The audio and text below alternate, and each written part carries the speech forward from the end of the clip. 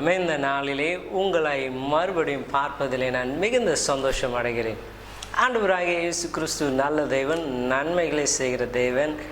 அவர் நிச்சயமாய் உங்களுடைய வாழ்க்கையில் பெரிய காரியத்தை செய்ய போகிறார். காரணம், அவர் உங்களை அளவுக்கு அதிகமாக நேசிக்க. You are a special person in God's sight. தேவனுடைய பார்வையிலே ஸ்பெஷலான ஆள் நீங்கள் தான் ஒரு வேளை யோசிக்கலாம், நான் என்ன ஸ்பெஷல், என்கிட்ட ஒன்றும் இல்லை, பெருமையாக பேசிக்கொள்ள ஒன்றும் இல்லை, பணம் இல்லை, வசதி இல்லை, படிப்பு இல்லை. What ever reason you might have to say that you are not special. நான் விசேஷித்தமானவன், ஸ்பெஷலானவன் சொல்கிறதுக்கு ஒருவேளை உங்ககிட்ட ஒன்றுமே இல்லாமல் இருக்கலாம். ஆனால் நீங்கள் எவ்வளோ ஸ்பெஷல் என்பதை நான் உங்களுக்கு சொல்கிறேன் பாருங்கள். கடவுள் மனித அவதாரம் எடுத்து உங்களை காப்பாற்றும்படியாய் தன்னுடைய ஜீவனையே கொடுத்தாங்க. அப்போ நீங்கள் எவ்வளோ விலையேற பெற்றவங்க பாருங்கள். ஒரு பொருளுடைய மதிப்பு அதற்கு செலுத்துகிற விலையில் தான் இருக்குது. பாருங்கள், போனால் ஒரு புடவை எடுக்கணுமோ இல்லை ஒரு ட்ரெஸ் எடுக்கணுமோ ஒரு பொருள் வாங்கணுமோ அதே டிசைனில் அதே காரியங்களை 200 ரூபாய்க்கும் எடுக்கலாம், அல்லது 10,000 ரூபாய்க்கும் எடுக்கலாம், 1,00,000 ரூபாய்க்கும் எடுக்கலாம். அப்போ ஒரே மெட்டீரியல் பார்ப்பதற்கு ஒரே போல தான் இருக்குது, ஆனால் அதனுடைய ரேட்டு தான் அது எவ்வளோ ஸ்பெஷல். சொல்ல கூட சொல்லுவாங்க, இது எவ்வளோ தெரியுமா, இது 5,000 ரூபா, இந்த சேரீ எவ்வளோ தெரியுமா, நான் 8,000 ரூபாய்க்கு எடுத்தேன். அது என்னன்னா அந்த துணியோடைய மதிப்பை, அதனுடைய விலை நிர்ணயிக்கிறது. அதே போல தான் நீங்கள் எவ்வளவு வேல்யூ என்பது நீங்கள் வாழ்கிற விதத்திலே அல்ல, நீங்கள் இருக்கிற நிலையிலே அல்ல, நீங்கள் எவ்விதமாய் வாங்கப்பட்டீர்கள் என்று வேதம் சொல்லுகிறது. நீங்கள் உங்களுடையவர்கள் அல்ல, கிரயத்திற்கு, for a price you been bought, கிரயத்திற்கு வாங்கப்பட்டோம். என்ன கிரயம், எவ்வளோ ஸ்பெண்ட் பண்ணாங்க, என்ன வாங்க என்று சொன்னால் ஒரு கடவுளுடைய ஜீவன் அதற்காக கொடுக்கப்பட்டு இருக்கிறது. அப்போ யோசிச்சு பாருங்கள், ஹவ் ப்ரெஷியஸ் யூ ஆர். நீங்கள் எவ்வளோ விலையேற பெற்றவங்க. நீங்கள் ஏன் சோர்ந்து போயிருக்கிறீங்க, ஏன் கண் கலங்கி இருக்கிறீங்க, ஐயோ என் லைஃப் இப்படி இருக்கிறதே என்று ஏன் பரிதபிக்கிறீங்க. இன்னைக்கு நீங்கள் அந்த உங்களை வாங்கின ஒரு இடத்துல உங்களை முற்றிலுமாக சரண்டர் பண்ணி பாருங்களேன். எந்த ஒரு என்னது அவருக்கு விட்டு கொடுக்காம கடினமாக இருப்பதை காட்டிலும், Lord whatever you want to do, கர்த்தாவே நீங்கள் என்னை வாங்கிட்டீங்க, என்ன பயன்படுத்த விரும்புகிறீங்களோ, என்ன செய்யணும் விரும்புகிறீங்களோ செய்யுங்க என்று சொல்லி இஃப் யூ சப்மிட், நிச்சயமாய் கர்த்தர் உங்களை ஆசீர்வதிப்பார். சில நாட்களாக இந்த ஜெபம் என்ற காரியத்தை குறித்து உங்களோடு கூட நான் பேசிக்கொண்டிருக்கிறேன். வாட் இஸ் ப்ரேயர், இந்த ஜெபம் என்றால் என்ன என்று சொல்லி, எப்படியெல்லாம் ஜெபிக்கிறார்கள், இல்லை ஜெபத்தில் என்னென்னலாம் நடக்கிறது என்று சொல்லி நம்ம பார்த்து கொண்டு வருகிறோம். அப்போ இந்த ஜெபம் என்று சொல்லும்பொழுது லூக்கா சுவிசேஷம் 1ஆம் அதிகாரம் 13ஆம் வசனத்திலே தேவதூதன், தேவனால் அனுப்பப்பட்ட தேவதூதை கொண்டு வந்த அந்த தூதன் சகரியா என்ற மனுஷனிடத்திலே ஒரு வார்த்தையை சொல்லுகிறார், உன் வேண்டுதல் கேட்கப்பட்டது. Your prayer has been heard. உன் வேண்டுதல் கேட்கப்பட்டது. அப்போ இந்த வேண்டுதல் என்றால் என்ன? இன்னைக்கும் ஒரு தேவ தூதனை போல தேவ தூதை உங்களுக்கு சொல்ல வருகிறேன். இந்த வேண்டுதல் என்று சொல்லும்பொழுது it's the only way you can communicate with God. தேவனோடு கூட நீங்கள் பேசக்கூடிய ஒரு வழி என்னன்னா ஜெபம். இப்போ நான் பேசுவதற்கு ஒரு தொலைக்காட்சி உங்களுக்கு அவசியமாக இருக்குது. வீட்டில் ஒருவரோடு கூட ஒருவர் பேசுவதற்கு எதுவும் அவசியம் இல்லை. You just talk. அந்த பேச்சு தான் நீங்களும் அவர்களும் நெருங்கி வர அல்லது இன்னும் உறவை பலப்படுத்த அவசியமாக இருக்குது. வீட்டில் தான் இருக்கிறோம், ஆனால் பேசாமல் இருந்தால் அவங்க மனசில் என்ன இருக்குன்னு உங்களுக்கு தெரியாது, உங்கள் மனசில் இருக்க அவங்களுக்கு தெரியாது, மனசில் கசப்பு தான் இருக்கு. ஏன் ஒரு வார்த்தை பேசக்கூடாதா, ஏன் இப்படி மூஞ்சி தூக்கி வச்சுங்க, இதே தான் இருக்கும். ஆனால் பேசும்போது it makes us to come together and it makes our relationship strong. அது நம்ம கிட்டே வரவும் நம்மளுடைய உறவை பலப்படுத்தவும் போதுமானதாக இருக்கிறது. அதே போல தான் இந்த ஜெபம் என்று சொல்லும்போது it's a way of talking to God. தேவனோடு கூட நீங்கள் பேசுகிறீங்க. இந்த ஜெபம் நீங்கள் தேவனை எவ்வளவாய் நேசிக்கிறீர்கள் என்பதை காண்பிக்கிறார். அப்போ அதிகமாக ஜெபம் பண்ணுறவங்க அதிகமாய் கடவுளை நேசிக்கிறாங்க. ஏன்னா உலகத்தில் நம்ம பார்க்குறது தான், யார்கிட்ட நீங்கள் ரொம்ப நேரம் பேசுவீங்க, யாரை நீங்கள் அதிகமாக நேசிக்கிறீர்களோ. மீதி இருக்கிறவங்க இடத்துல கொஞ்சம் நேரம் பேசினா கூட 1 மணி நேரம் ஆனது போல இருக்கும். இன்னும் இவர் முடிக்க மாட்டாரு, எப்படி இவர்கிட்ட இருந்து கழனின்னு போகிறது, இதை தான் யோசிப்போம். So when you pray it shows how much you love God. இரண்டாவது பார்த்தோம், இந்த ஜெபத்திலே we can ask. வேதம் சொல்லுகிறது, கேட்கிற எவனும் பெற்றுக்கொள்வான். யார் கேட்கிறாங்க என்று அல்ல, அது எந்த ஜாதியோ மதமோ எந்த நிறமோ எந்த பாஷையோ எந்த ஸ்தானமோ இருந்தாலும் சரி, இட் டசன்ட் மேட்டர். கேட்கிற எவனும் பெற்றுக்கொள்வான். அவர்கிட்ட பேசினா போதும். If you come and ask him.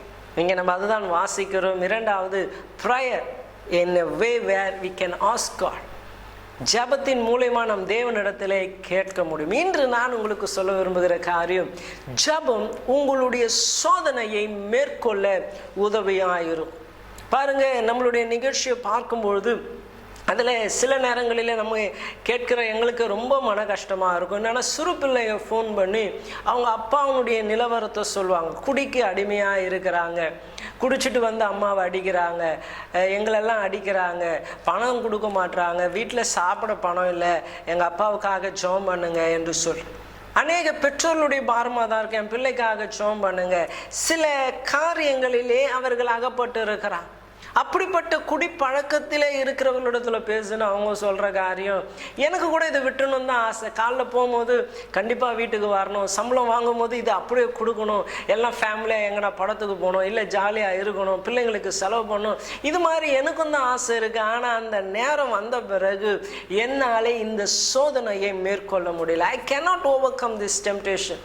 இந்த பணத்தை நான் இதற்காக செலவு செய்கிறேன், கடைசியாக அது என்னுடைய வாழ்க்கையில் ஒரு பெரிய பாரத்தை, நிம்மதியை அற்று போக, சமாதானத்தை இழந்து போக, வறுமையிலே எங்கள் குடும்பம் இருப்பதற்கு காரணமாக இருக்கு. காரணம், I don't know how to over come this temptation. இந்த சுபாவத்தை அல்லது இந்த ஒரு சோதனையை எப்படி மேற்கொள்வதே என்று எனக்கு தெரியவில்லை என்று சொல்லி நீங்கள் வாசிப்பில்லை என்றால், மத்தேயு சுவிசேஷம் 26ஆம் அதிகாரம் 41ஆம் வசனத்திலே இயேசு இவ்விதமாய் சொல்லுகிறார், நீங்கள் சோதனைக்கு உட்படாத படிக்கு விழித்திருந்து ஜெபியுங்கள்.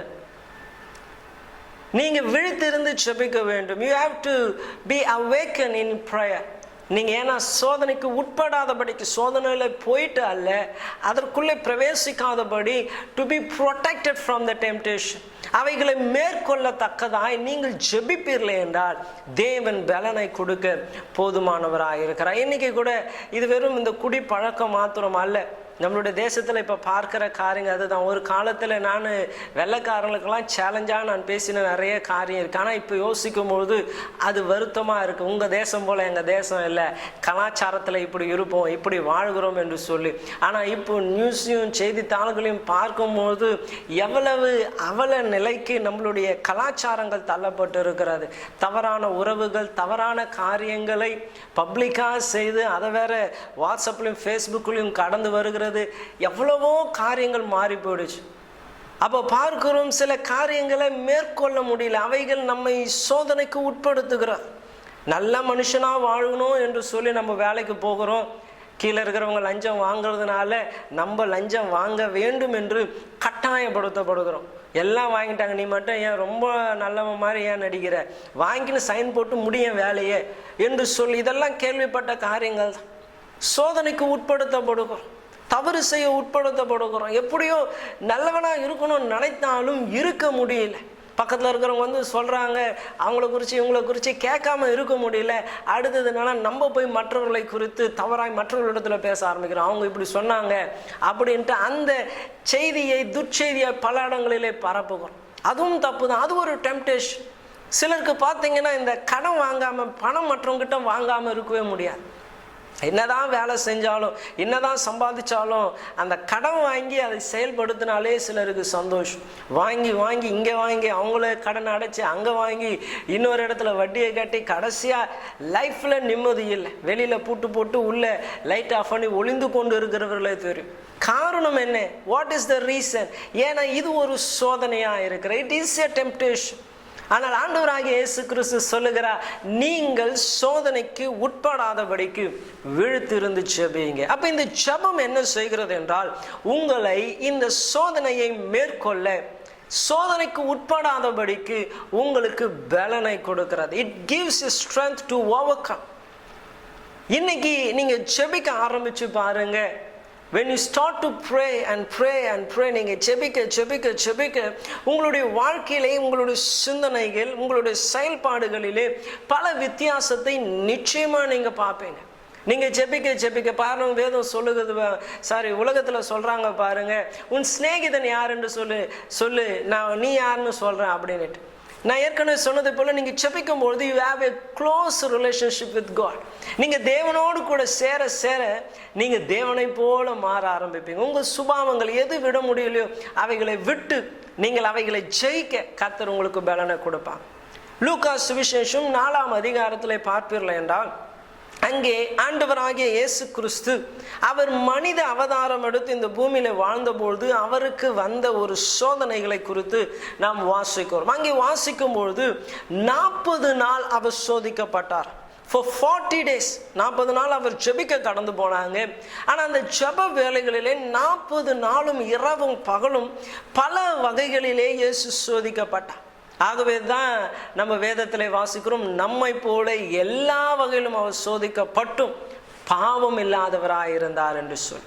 அப்போ அந்த ஜெப வேளையிலே பிசாசானவன் இயேசுவை பயங்கரமாக அவன் டெம்ப்ட் பண்ணுறான். எப்படியாச்சும் இவரை நம்ம விழ தள்ளிட்டோன்னா இவர் இனி தைரியமாக எங்கேயும் போயிட்டு இப்பெல்லாம் செய்யக்கூடாதுன்னு சொல்ல முடியாது. காரணம் என்னன்னா, அவரே விழுந்தவர் தானே. நீ கரெக்டாக வாழணும்னு சொல்ல முடியாது. காரணம் என்னன்னா, அவரே தப்பு பண்ணிட்டாரு. அப்போ எப்படியாச்சும் ஒரு முறை அவரை ஃபெயிலியர் ஆக்கிட்டா அவருக்குள்ள ஒரு குற்ற உணர்வு வந்துடும்.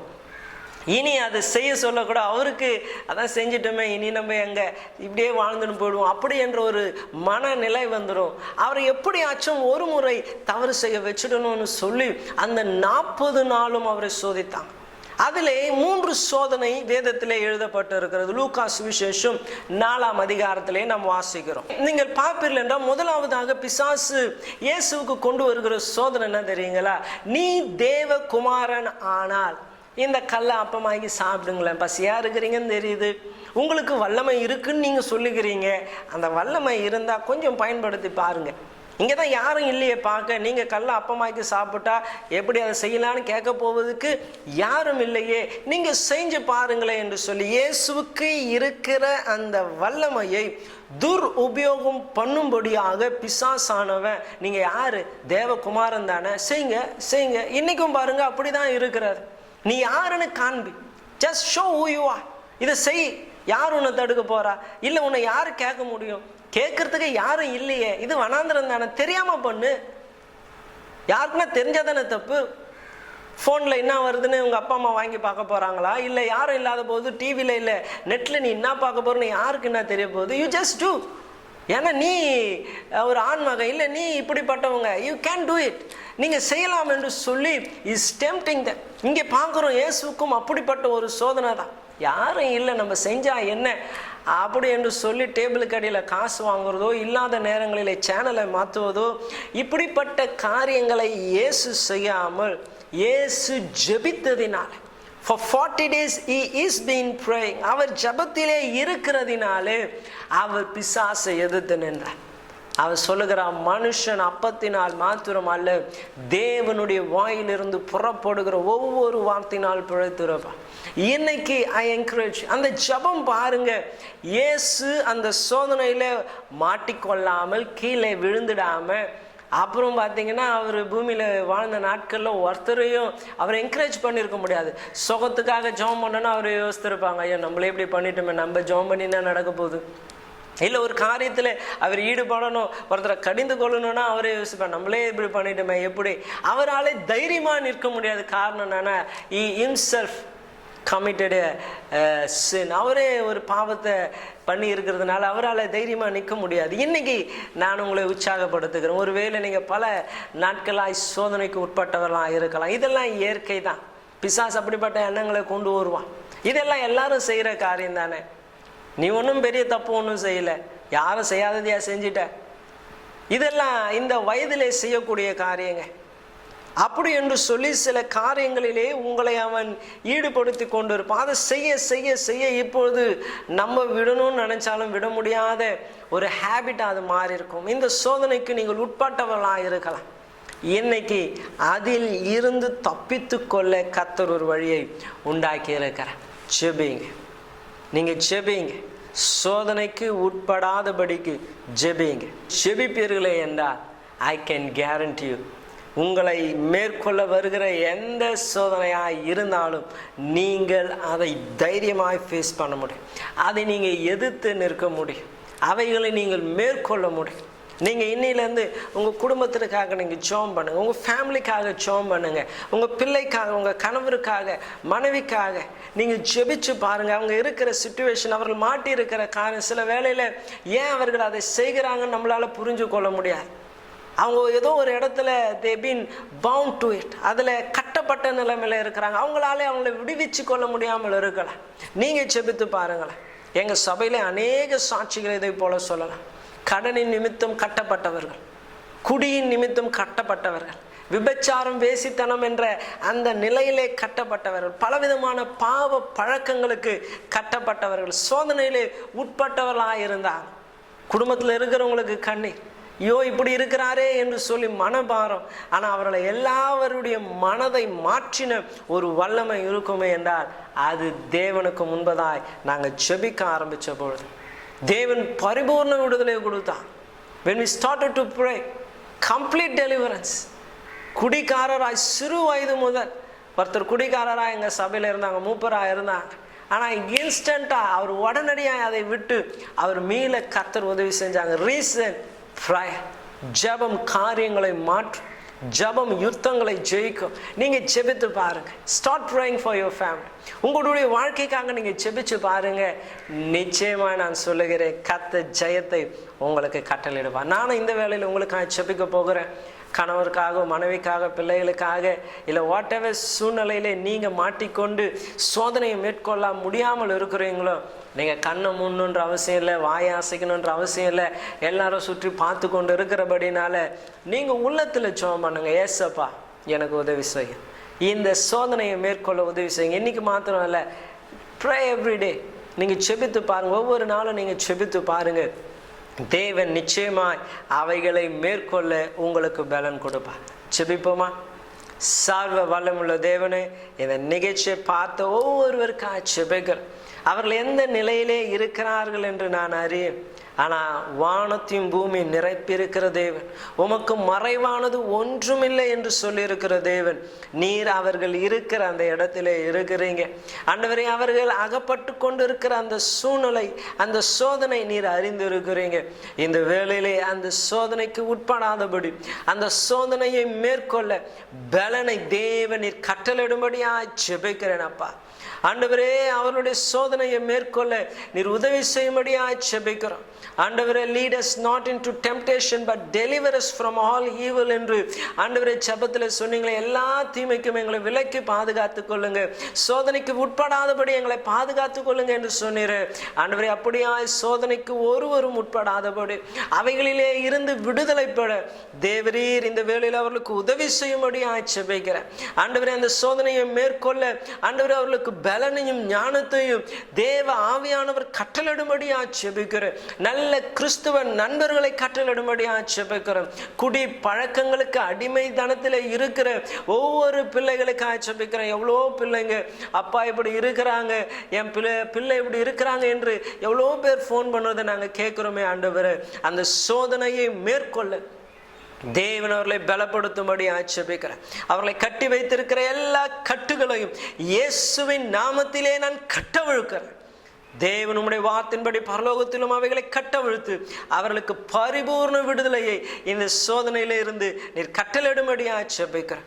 முழு குடும்பத்திலும் உம்முடைய சந்தோஷம், சமாதானம், ஆசீர்வாதம், ஐஸ்வர்யம், பாதுகாவல் ஒன்றிலும் குறைபடாமல் பரிபூர்ணமாய் நீர் ஆசீர்வதிக்கும்படி ஆட்சேபிக்கிறேன். உடைய ரத்தத்தின் மறைவுக்குள்ளாய் ஒப்புக் கொடுக்கிறேன். இயேசு நாமத்தில் ஜெபிக்கிறேன் நல்ல பிதாவே, ஆமென். நீங்கள் ஜெபிச்சிருப்பீர்களா? நிச்சயமாக இயேசு உங்களுக்கு உதவி செய்வார். நாங்கள் தான் ஜெபிக்கணும்னு எதிர்பார்க்காதீங்க. வேதம் சொல்லுகிறது, அவர் உங்கள் தகப்பன். எனக்கு எப்படி அவர் அப்பாவோ அதே போல தான் உங்களுக்கும் அவர் அப்பா. நீங்கள் என்கிட்ட சொல்லி நான் அவர்கிட்ட சொன்னால் உங்களுக்கும் அவருக்கும் ஏதோ சண்டை போல. நீங்களே டைரெக்டாக அவரோடு கூட பேசலாம். ஏன்னா அதுதான் ஜெபம். நீங்கள் செபித்து பாருங்கள், நிச்சயமாய் கர்த்தர் உங்களை விடுதலை ஆக்குவார். போவாதவர்களாக இருப்பீர்கள் என்றால் தயவு செய்து நல்ல ஒரு பெந்தேகோஸ்து ஆலயத்துக்கு கடந்து போங்க. அங்கே போதகர் என்று இருப்பாங்க. இந்த காரியங்கள் எல்லாம் அவர்கள் உங்களுக்கு சொல்லிக் கொடுத்து அவங்க உங்களுக்காக செபிப்பாங்க. கர்த்தர் உங்கள் குடும்பத்தை ஆசீர்வதிப்பார். எங்களுடைய சபை திருவள்ளூரிலே காக்லூர் ரோட்டிலே பூரண சுவிசேஷ தேவ சபை ஷாலும் பேராலயம் அமைந்திருக்கிறது. உங்களை வருக வருக என்று வரவேற்கிறோம். ஞாயிற்றுக்கிழமை தோறும் காலை 9:30 மணிக்கு நாங்கள் கூடி ஆராதிக்கிறோம். நீங்கள் வந்து பாருங்கள். நாங்களும் எங்கள் சபை விசுவாசிகளும் உங்களுக்கு நிச்சயமாய் ஆசீர்வாதமாக இருப்போம். கர்த்தருடைய வார்த்தையை கேட்கவும் நாங்கள் உங்களுக்காக செபிக்கவும் அந்த வேலைகள் உங்களுக்கு பிரயோஜனப்படும். ஆகவே வாங்க, நிச்சயமாய் கர்த்தர் உங்களை ஆசீர்வதிப்பாராக. ஆமென். உங்கள் துக்கம் சந்தோஷமாய் மாறும். ஷாலோம் பேராலயம். கர்த்தரின் வல்லமையுள்ள வார்த்தைகளை கேட்கவும் அவரை மகிழ்ச்சியுடன் ஆராதனை செய்யவும் விசாலமான இடம் இங்குண்டு. சிறுவர் ஆலயம், யூத் அரைஸ் கிளப், ஆண்கள் ஐக்கியம், பெண்கள் ஐக்கியம், கிறிஸ்தவ புத்தக நிலையம், கிறிஸ்தவ நூலகம் என இன்னும் அநேகம் உண்டு. அப்போஸ்தலர் தங்கச்சன் மற்றும் சகோதரி பியூலா தங்கச்சன் உங்களை அன்புடன் அழைக்கிறார்கள். சந்தோஷமில்லாமல் நிம்மதிக்காய் அலைந்து திரிகிறீர்களோ? உங்களுக்கு உதவி செய்ய நாங்கள் காத்திருக்கிறோம். எங்களது முகவரி ஷாலோம் பேராலயம், காக்கலூர் சாலை, திருவள்ளூர். தொலைபேசி எண் 9789535258.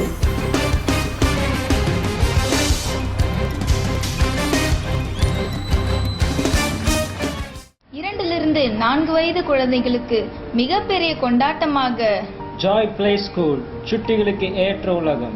Alphabets, numbers, rhymes, stories, songs, dance, painting, colouring, music, computer என்ற ஆரம்ப கல்வி மட்டுமல்லாமல் exercise, games, water games, sand games, balls, blocks, play dough, car, சைக்கிளும் உண்டு. வேலைக்கு செல்லும் பெற்றோர்களுக்கு தங்கள் குழந்தைகளை விட்டு செல்லும் டே கேர் வசதியும் உண்டு. இடம் ஜாய் பிளே ஸ்கூல், 24 வீரணம் தெரு, திருவள்ளூர், தேரடி அருகில். For details, contact 9894 277